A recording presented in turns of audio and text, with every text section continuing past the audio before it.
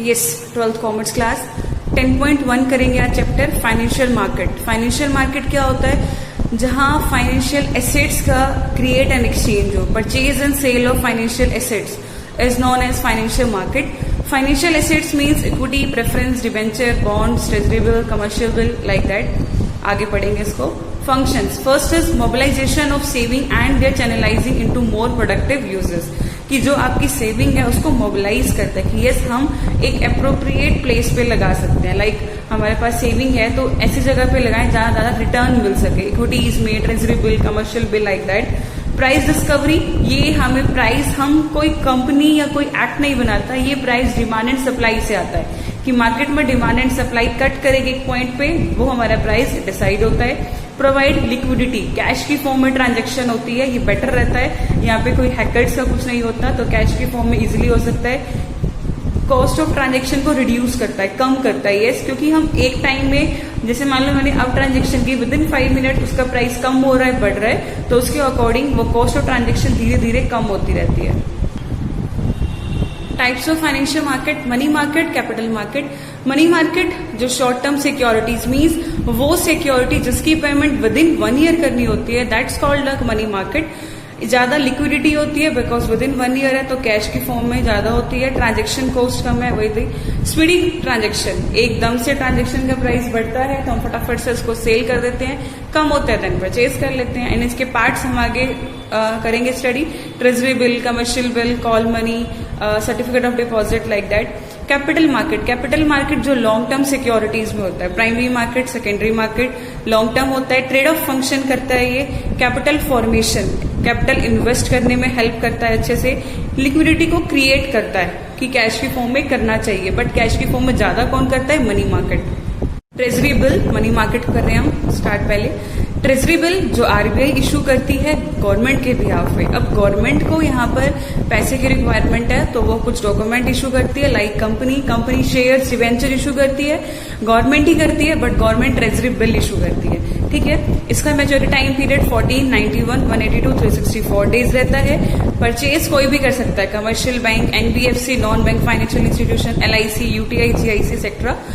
और ये face value से कम इश्यू होते हैं बट पेमेंट फेस वैल्यू भी होती है, तो हमें डिस्काउंट मिलता है। तो डिस्काउंट का formula issued face value minus payment face value, और डिस्काउंट है तो यहाँ पे आता है डीप डिस्काउंट बॉन्ड, मीन्स वो सिक्योरिटीज जो हमारे विदाउट इंटरेस्ट, मीन्स कोई भी इंटरेस्ट की फेस वैल्यू जब इशू की जाती है, that's called deep discount bond. Minimum amount इसका 25,000 का रहता है और dealing process pre fix, means पहले से फिक्स होता है, लाइक इतनी मैच्योरिटी टाइम पीरियड है तो इतना परसेंट, तो इतना अमाउंट आपको डिस्काउंट मिलेगा। बट ऑक्शन में बोली लगाई जाती है इसके द्वारा। नेक्स्ट इज कमर्शियल पेपर, जो हमारी वेल रेप्यूटेड कंपनी, अच्छी कंपनी होती है, वो एक अनसिक्योर्ड प्रोमिसरी नोट इशू करती है, मतलब शेयर के जैसा ही इशू करते हैं कि यस आपने इतना अमाउंट इतने पर्टिकुलर टाइम पीरियड तक प्रॉमिस करती है, पेमेंट में बिल होता है ये, ठीक है। इसमें जब इशू करें तो खर्चे होंगे तो उसके लिए फ्लोटेशन कॉस्ट आएगी। ये ब्रिज फाइनेंसिंग का काम करती है बिकॉज जो लॉन्ग टर्म सोर्स से इनकम होगी, वो लॉन्ग टर्म मतलब मोर देन 1 ईयर के बाद इनकम होगी, तो उस गैप को कवर करने के लिए ये इशू किया जाता है। और मिनिमम फेस वैल्यू इसकी 5 लाख है and time period 15 days to 1 year. Next is call money और कॉल लोन, जब पेमेंट की जाती है शॉर्ट नोटिस पे, बोरोवर और लेंडर को जब पेमेंट करनी है, ठीक है, तो वो शॉर्ट नोटिस पे करेगा, that is call money, call loan. CA create करता है CRR, cash reserve ratio, means जब कमर्शियल बैंक आरबीआई के पास कुछ फिक्स अमाउंट कैश की फॉर्म में रखती है, ये जनरली हम इन्फ्लेशन डिफ्लेशन के लिए चेक करते हैं, मॉनेटरी पॉलिसी का पार्ट है ये। इसका टाइम पीरियड रहता है 15 डेज और मिनिमम अमाउंट 10 करोड़ है और मैक्सिमम आप 100 करोड़ तक ट्रांजेक्शन कर सकते हो। सीडी, सर्टिफिकेट ऑफ डिपॉजिट, ये अब नेगोशिएबल इंस्ट्रूमेंट एक्ट है by endorsement, means endorser endorsee यानी कि थर्ड पार्टी को इंक्लूड करना है। एक ने पेमेंट करनी है सेकंड को, सेकंड ने थर्ड को, तो सेकंड को इग्नोर करके हम थर्ड पार्टी के डायरेक्ट पेमेंट कर सकते हैं। Issued by the scheduled commercial bank और other commercial bank like IDBI, ICCI, IFCI etcetera. Face value इसकी 5 लाख है, मिनिमम 25 लाख आप इन्वेस्ट कर सकते हो और इसका टाइम पीरियड रहता है 91 days to 1 year.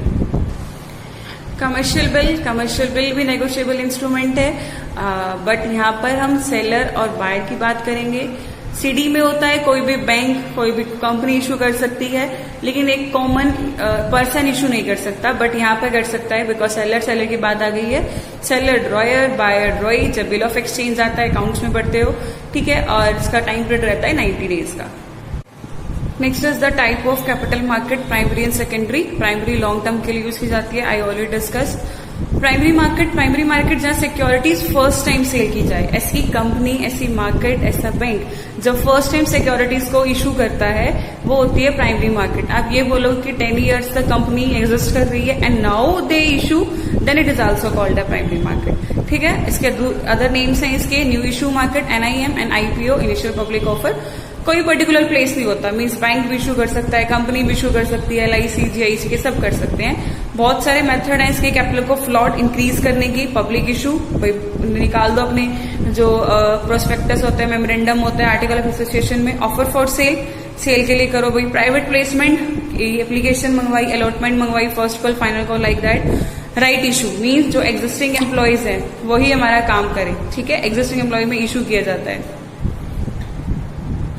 Secondary market की अब जो पुरानी सिक्योरिटीज हैं उनको ही परचेज सेल करेंगे, वो मार्केट होती है सेकेंडरी मार्केट। न्यू इशू हो रहा है, फर्स्ट टाइम हो रहा है, दैट्स प्राइमरी मार्केट, ठीक है। और लिक्विडिटी क्रिएशन करती है, पर्टिकुलर प्लेस है, यहाँ पे कोई बैंक कंपनी नहीं आएगा, यहाँ एक अलग से मार्केट होती है, उसे हम बोलते हैं स्टॉक एक्सचेंज मार्केट, जहाँ बड़े बड़े स्पेकुलेटर्स बैठे होते हैं वही मार्केट को चलाते हैं अच्छे से सिक्योरिटीज को। यहाँ पे क्या होता है, 5 मिनट में आपका प्राइस बढ़ रहा है सिक्योरिटीज का, कम हो रहा है। एनकरेज न्यू इन्वेस्टमेंट को एनकरेज करें कि भाई सॉरी बेटा, क्योंकि पता लगता है कि हाँ भी सिक्योरिटीज का प्राइस बढ़ रहा है तो फटाफट से वो क्या करते हैं, हम सेल कर देंगे, और कम हो रहा है तो परचेज कर लेंगे। 10.1 complete, thank you.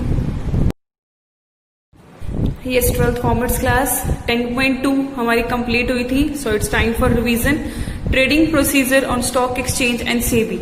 Stock exchange क्या होता है बेटा, एक ऐसी ऑर्गेनाइज्ड वेल सेटल्ड मार्केट है जिसमें सिक्योरिटीज इशू की जाती हैं कंपनी के द्वारा, गवर्नमेंट के द्वारा, सेमी गवर्नमेंट के द्वारा, ब्रॉड एंड सोल्ड दोनों परचेज सेल की जाती है। यहाँ पे कोई कंपनी नहीं होती है, यहाँ एक ओपन मार्केट है जो कोई भी इशू, कोई भी सेल परचेज सिक्योरिटीज का कर सकता है।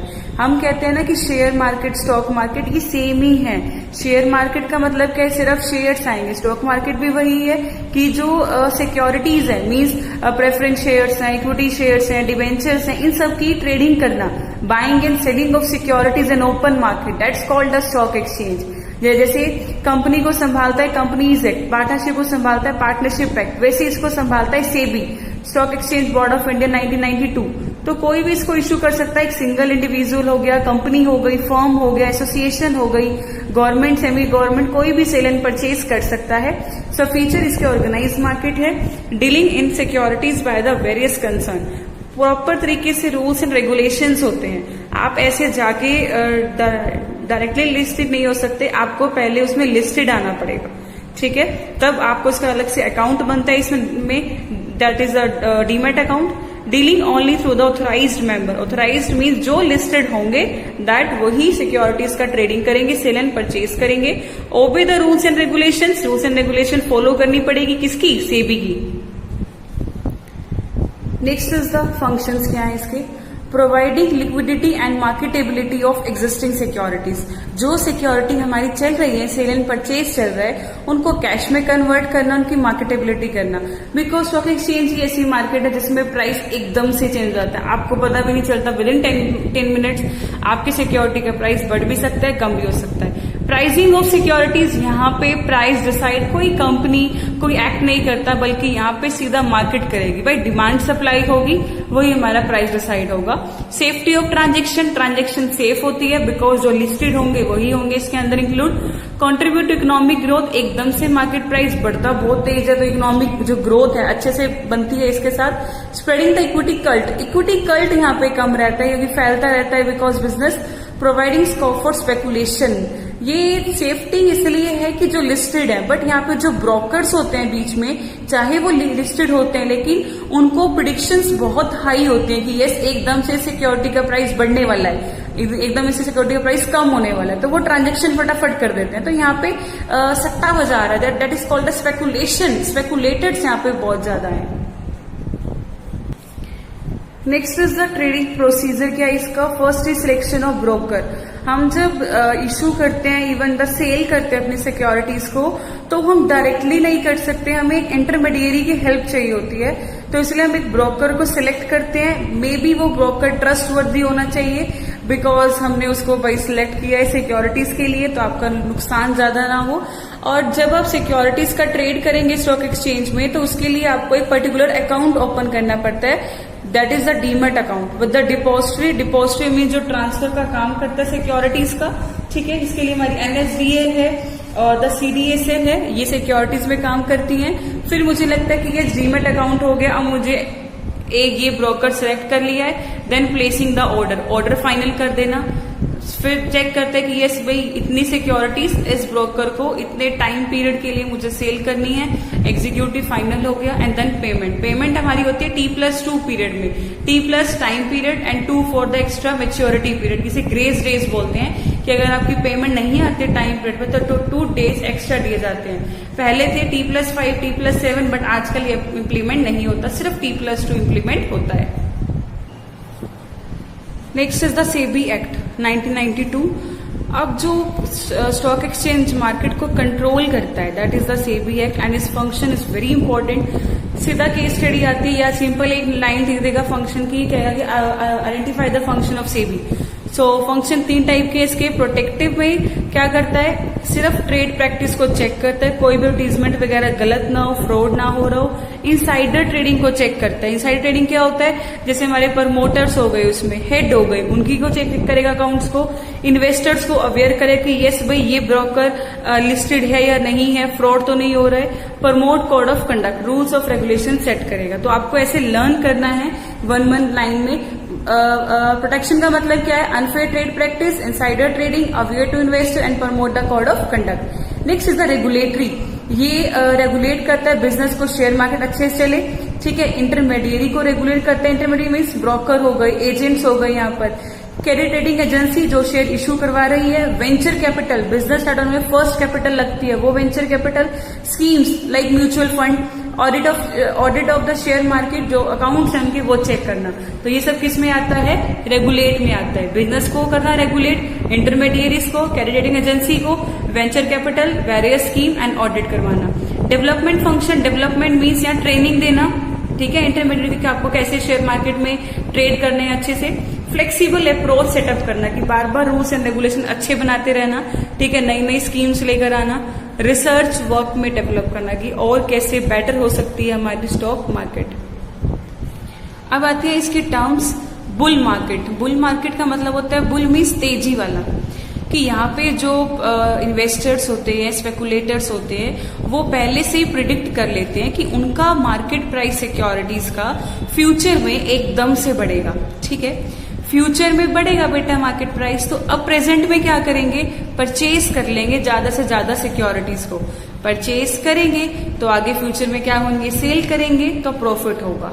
ये है बुल मार्केट। ये सिर्फ प्रिडिक्शन है, एक्चुअल कुछ नहीं है, बिकॉज स्टॉक मार्केट है। स्टॉक मार्केट का मतलब ही क्या है, स्पेकुलेटर्स जो बार बार सिर्फ थिंकिंग, प्रिडिक्शन लगाते हैं, अनुमान लगाते हैं। Beer market, beer market means मंदी वाला। यहाँ पे इसका उल्टा है कि स्पेकुलेटर ये सोचते हैं कि इनका फ्यूचर में मार्केट प्राइस कम हो जाएगा सिक्योरिटीज का, तो अभी ये सेल करनी स्टार्ट कर देंगे ताकि फ्यूचर में मार्केट प्राइस कम होगा, उसको परचेज कर लेंगे। लैमडक मार्केट, लैमडक का मतलब क्या है कि यहाँ पे अब कंफ्यूजिंग रहेगा। ये क्या कि फ्यूचर में प्राइस बढ़ेगा, कम होगा, तो कुछ सिक्योरिटीज को प्रेजेंट में सेल करेगा, परचेज करेगा कि मुझे बाद में लॉस ना हो। तो यहाँ पे कंफ्यूजिंग मार्केट भी बोलते हैं इसको। Stag market, Stag market present में कुछ नहीं कर रहा, ना ही वो परचेज कर रहा, ना ही वो सेल कर रहा। वो सिर्फ क्या करेगा, वेट करेगा नई अपॉर्चुनिटीज आने का। ध्यान रखो, वो वेट करेगा नई अपॉर्चुनिटीज। कैसे, मान लो न्यू इन्वेस्टर्स आ गए, ठीक है, न्यू आ गए तो कैपिटल एकदम से आएगी, मीन्स सप्लाई बढ़ जाएगी। सप्लाई फ्यूचर में बढ़ेगी बेटा तो प्राइस कम हो जाएगा, तो फ्यूचर में फटाफट से ये परचेज कर लेगा। अगर मान लो इन्वेस्टर्स वहां से चले गए, लीव कर गए, छोड़ गए स्टॉक एक्सचेंज मार्केट को, तो इससे क्या होगा, सप्लाई कम हो जाएगी, इनके पास शेयर्स होंगे, सप्लाई कम मतलब प्राइस ज्यादा, तो फटाफट से ये सेल कर देंगे। तो स्टॉक मार्केट में प्रेजेंट टाइम पे कुछ नहीं होता है, ये क्या करते हैं, ये वेट करते हैं न्यू अपॉर्चुनिटीज फ्यूचर में आने का। ठीक है, यहाँ तक यहां तक क्लियर हुआ? बुल मीन्स द तेजी वाला, जो एकदम से लगता है कि मार्केट प्राइस बढ़ेगा तो अभी वो क्या करेगा, परचेज करेगा कि फ्यूचर में मैं सेल करके प्रॉफिट कमा सकूं। बियर मीन्स द मंदी वाला, फ्यूचर में प्राइस कम होगा तो अभी वो सेल करना स्टार्ट कर देगा।